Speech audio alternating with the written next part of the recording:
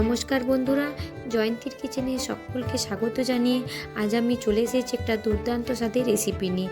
সেটা হলো মৌরলা মাছের পোড়া রেসিপি। আসুন তাহলে শুরু করা যাক।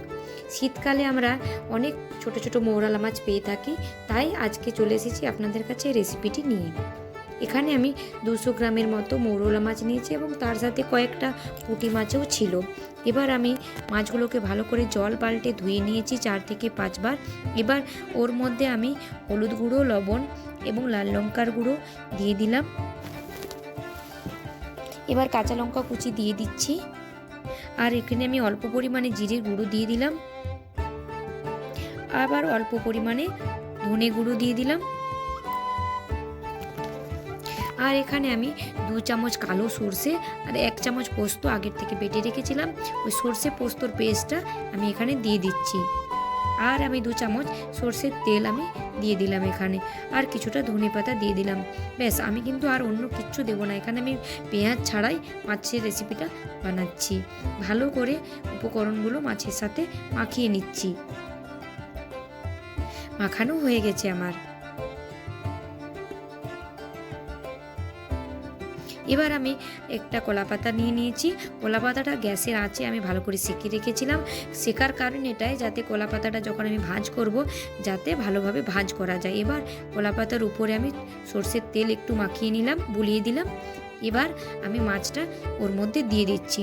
কলাপাতার নিচে আমি শালপাতা দিয়ে দিয়েছি 4-5টা, যাতে উনুনের মধ্যে আমি এটা পোড়াবো বলে যাতে পুড়ে না যায়। এবার বাটিটা ধুয়ে অল্প আমি জলও দিয়ে দিলাম। এবার ভালো করে মাখিয়ে আমি কলা পাতাটা মুড়ে ভাঁজ করে নেব।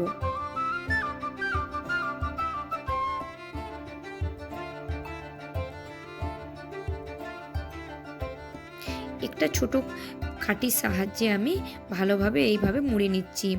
যদি আমার মতো করে আপনারা না বানিয়ে থাকেন বাড়িতে, তাহলে প্লিজ আমার মতো করে একবার বানিয়ে দেখবেন, আশা করি ভালো লাগবে। এই শীতকালে এই পোড়া রেসিপি থাকলে অনায়াসে 1 থালা ভাত খাওয়া যাবে। আমি এটা উনুনেই পোড়াবো, আপনারা চাইলে গ্যাসের আঁচেও এটা পোড়াতে পারেন। সেক্ষেত্রে গ্যাসের উপরে একটা ছাঁকুনি বা জালি বসিয়ে দেবেন, তার উপরে এটা দিয়ে আপনারা অনায়াসে পুড়িয়ে নিতে পারবেন। উনুনের আঁচ এইভাবে আমি সরিয়ে মাঝখানে আমি পোড়াটা করে নেব। একটু আঁচ সরিয়ে নিলাম, তারপর এই পাতা মোড়াটা দিয়ে দিচ্ছি। তার উপরে আমি আবার সাইড থেকে আঁচ দিয়ে দিলাম।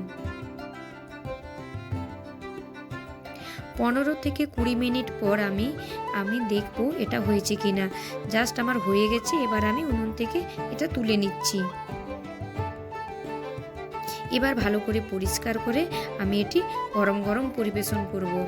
যদি দেখুন আপনারা, এবার কুচি খাড়িগুলো আমি তুলে নিচ্ছি, তুলে আপনাদেরকে দেখাচ্ছি। যদি আমার রেসিপিটি আপনাদের ভালো লেগে থাকে তাহলে প্লিজ বন্ধুরা ভিডিওটি লাইক, কমেন্ট এবং প্রচুর শেয়ার করবেন। আর যারা আমার চ্যানেলে নতুন বন্ধু, যারা এখনও পর্যন্ত আমার চ্যানেলটি সাবস্ক্রাইব করেননি, তারা প্লিজ চ্যানেলটি সাবস্ক্রাইব করে পাশে থাকবেন। দেখুন মাছের পোড়াটা আমার কতটা সুন্দর হয়েছে।